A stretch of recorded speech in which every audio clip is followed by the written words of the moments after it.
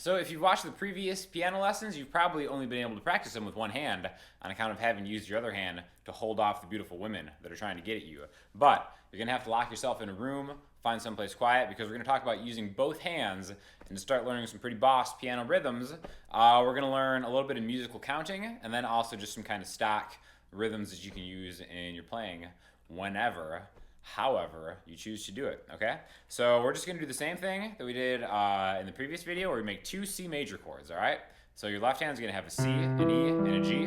Your right hand is going to have the next octave up, C, E, G, okay? So the first thing we're going to do is we're going to take the left hand, we're going to eliminate the E.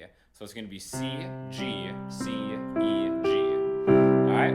You might find that subtracting some of these notes will give it more of like an open sound and kind of just have create a better feel for it, right?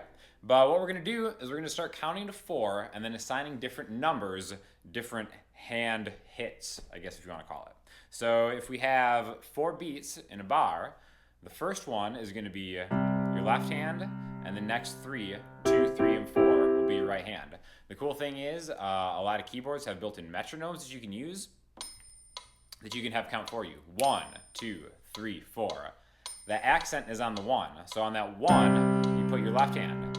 1, 2, 3, 4. 1, 2, 3, 4. I'm not going to have the metronome on the whole time because it's just kind of annoying to watch it. But you can do it as a sustained way, like if I hold the sustain pedal down. 1, 2, 3, 4. 1, 2, 3, 4. That gives you a certain kind of sound. Or you can have more of like a choppy, less sustained sound by just hitting it 1, 2, 3, 4, 1, 2, 3, 4. Now you can get as creative as you want with these rhythms. Just stay in that 4 count. Maybe the first one, instead of hitting the whole chord with your left hand, or the 1 and the 5, the C and the G, you can maybe just hit the 1, 2, 3, 4, then the G, 2, 3, 4, 1, 2, 3, 4, G, 2, 3, 4.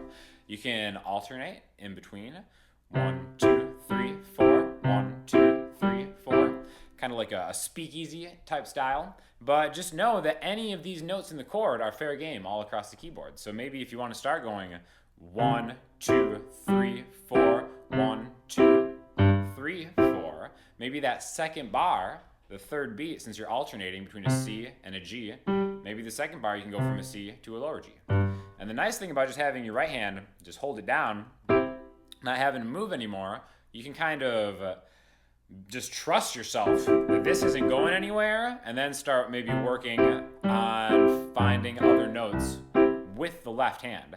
I think the hardest part when you're first starting out and trying to learn these boss rhythms is keeping your eyes on both hands. So you kind of want to keep one hand busy doing whatever it's doing, and then have the other one just kind of, explore and kind of find what you're looking for, all right? Now again, it's always great to do it with the metronome, but once you get that down, once you can start taking those different beats, maybe on the 1, I'm going to hit both chords. 1, 2, 3, 4. 1, 2, 3, 4. You can really start getting, as complicated with those 4 beats as you want. So that one, the 1, both hands. 1, 2, 3, 4. So the right hand is hitting the 1 and the 3. The left hand is hitting the 1, the pinky, or whatever finger you want to use to hit the C, is hitting that next beat. Then you're hitting the chord by itself, and then the other one by itself, okay? So we're creating a little bit of hand and finger independence, which I think is super important when you first starting to learn different piano rhythms, right? 1, 2, 3, 4. Both, 2, 3, 4. Then maybe change chords. Both, 2, 3, 4. Both, 2, 3, 4. And again, it might just kind of sound like you're playing Uptown Races or some crap at first, but it's learning the basics of rhythm and musical counting and being aware of where those counts are. 1, 2, 3, 4. Doing it out loud is super helpful for stuff like this. Now, the next thing we're going to learn is actually going to be a drum rudiment, and it's called a paradiddle. A paradiddle and a drum rudiment, or anything, a percussion rudiment, is something that you can just rip off without even having to think about it, without even having to count it. You just kind of train it into your muscle memory, and it never changes, and you can just kind of sprinkle it in different ways. In fact, a piano is technically classified as a percussion instrument. So what this is we're just going to kind of break this whole thing into right and left, okay? So a paradiddle is right, left, right, right, left, right, left, left, okay? So It might seem easier just to say it at first, but to really kind of build up speed, like right, left, right, right, is something that you'll get really good at after a while. And you can apply any drum rudiment to a keyboard just by taking notes. In fact, I'll just take 2 C notes here with my right hand and my left hand. Right, left, right, right, left, right, left, left. You can do the same thing with chords. Right, left, right, right, left, right, left. Okay? And again, you can change those to different chords. And I'm not even counting it. I just practice those rudiments, those paradiddles, and you're applying them to kind of block chords on a piano, whichever way you want to do it. So that's just something that you can kind of practice without even having a piano, just by using your hands, maybe on your leg. If you want to be a true boss, start a paradiddle on the left, left, right, left, left, right, left, right, right, left, right, left, left, right, left, right, right, because geniuses start with the left. I'm just going to leave that right there.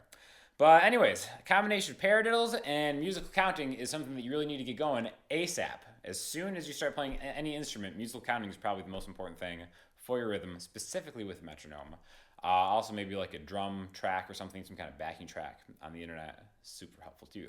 One thing too is to really think about creating a lot of space. So don't worry about hitting some beat on every number. Like it doesn't have to be 1, 2, 3, 4, 1, 2, 3, 4, 1, 2, 3, 4. Sometimes you want to actually just skip a beat and play the pauses, as they say.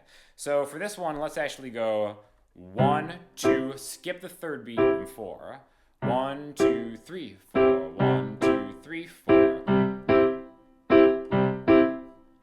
And it kind of already has a little bit of a vibe, a little bit of a pep, because we're leaving one of those out. Now, if you want to get really nasty, just use some kind of guttural phrase. Just make some kind of sound on the beat that you're not playing, like a 1, 2, ah, ah, ah. That's a pro tip for you, free of charge. So, anyways, hope you learned a little bit of something about boss rhythms. If you have any questions or comments, hit me up in the comment section, Instagram, Twitter, the website. And until then, I'll talk to you next time.